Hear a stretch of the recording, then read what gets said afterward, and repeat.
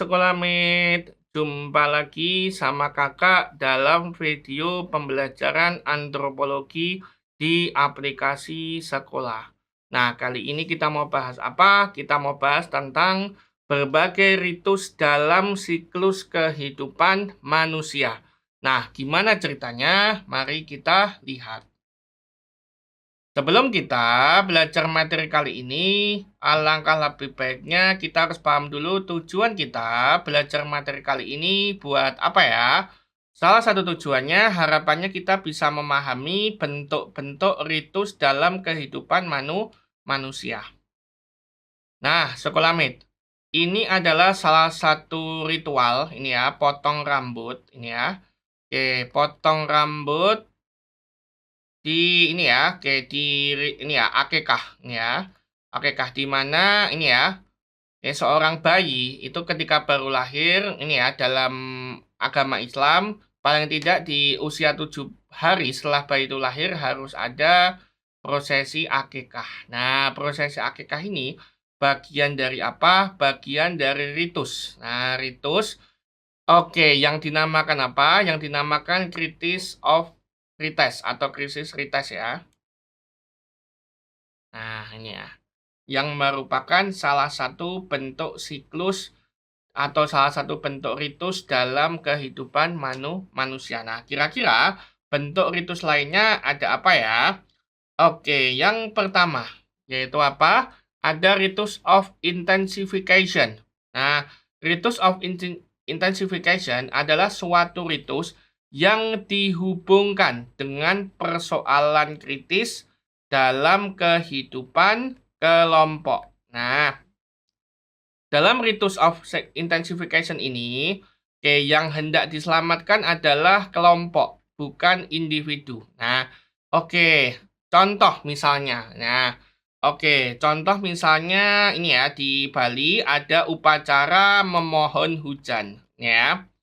Oke, nah kalau upacara memohon hujan berarti hubungannya sama apa? Oke, sama para petani. Nah, para petani yang ingin hasil panen. Nah, hasil panen yang berkualitas. Ketika mungkin mengalami kekeringan panjang atau kemarau sehingga mempengaruhi hasil panen, otomatis mempengaruhi penghasilan para petani. Nah, maka biasanya di Bali ya salah satunya dilakukan upacara memohon hujan. Nah, gitu ya. Oke, itu sebuah contoh saja ya. Oke, ya, yang pertama ritus of intensification. Kemudian yang kedua, ritus of purification. Nah, di sini ada ritual orang sedang melakukan yang namanya melukat atau mandi suci di telaga ya. Oke, nah maka kalau melukat, nah kalau contohnya melukat berarti si ritus of purification itu apa? Oke, ritus yang untuk apa? Menjadikan diri kembali ke dalam keadaan suci dan bersih. Nah, oke, seseorang yang dianggap kotor atau dikotori oleh suatu peristiwa, misalnya dia, mohon maaf ya, habis membunuh, kemudian terlanjur makan ini ya, makanan yang dilarang, kemudian wanita yang sedang haid, dan lain sebagainya. Maka diharuskan oleh masyarakat setempat, terutama oleh, mohon maaf ya, masyarakat Hindu di Bali, itu untuk bersuci dengan melakukan salah satunya melukat. Gitu ya. Oke, itu ritus of purification. Kemudian yang ketiga, yaitu apa? Ritus of desacralization. Nah, ini ya. Oke, ini adalah salah satu tradisi meruat ya, ruatan ya. Oke, yang dilakukan oleh siapa? Oleh masyarakat.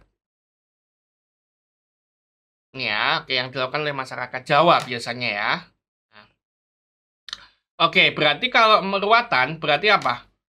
Kalau itu dijadikan sebagai contoh dari ritus of desacralization, berarti ritus of desacralization berarti ritus untuk menjadikan kembali seseorang yang sebelumnya dalam keadaan tidak normal karena mungkin berkontak dengan dunia gaib atau telah bersentuhan dengan kekuatan supranatural lainnya. Berarti intinya ini ya, kayak orang itu mohon maaf ya terkena guna-guna atau terkena santet, maka dia harus dilakukan yang namanya ruatan. Untuk apa? Untuk menjadikan orang itu normal dan menghindarkan dari mara bahaya lainnya. Gitu ya.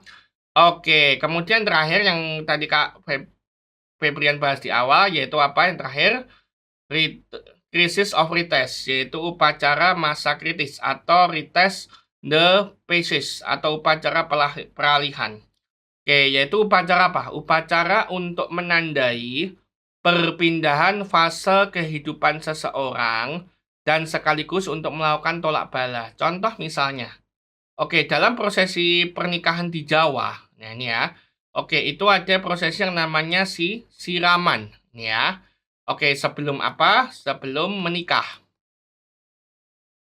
Nah, salah satu siraman itu berarti sebagai tanda bahwa orang itu yang awalnya lajang berubah akan menjadi seorang yang mungkin sudah beristri ataupun bersuami. Nah, maka dan untuk ini ya mendoakan agar mungkin kehidupan keluarganya atau rumah tangganya sakinah mawaddah warahmah, maka perlu dilakukan yang namanya siraman, gitu ya, sebelum prosesi pernikahan itu berlangsung. Nah, atau bagian dari prosesi pernikahan itu adalah siraman kalau di masyarakat Jawa. Nah, mungkin itu aja penjelasan Kakak terkait bentuk siklus dalam kehidupan manusia. Nah, sekarang kita coba ke latihan soalnya. Latihan soalnya, upacara yang lazim diadakan masyarakat Jawa adalah upacara yang dimaksudkan untuk menangkal atau menetralisasi adanya kekuatan gaib yang membahayakan, baik bagi seseorang maupun bagi seluruh keluarga. Disebut A. Tingkeban, B. Lahiran, C. Akikah, D. Selapanan, E. Ruwatan. Nah, kalau untuk menetralisasi kekuatan gaib berarti namanya tadi apa? Ruwatan. Nah, kalau boleh Kakak simpulkan, bentuk-bentuk ritus dalam kehidupan manusia itu ada ritus di passage, kemudian di sacralization, dan lain sebagainya. Nah, mungkin itu aja dari Kakak terkait materi bentuk ritus dalam kehidupan manusia. Mau nonton video pembelajaran menarik lainnya? Yuk, subscribe channel YouTube Sekolah Online dan download aplikasi sekolah di App Store atau Google Play.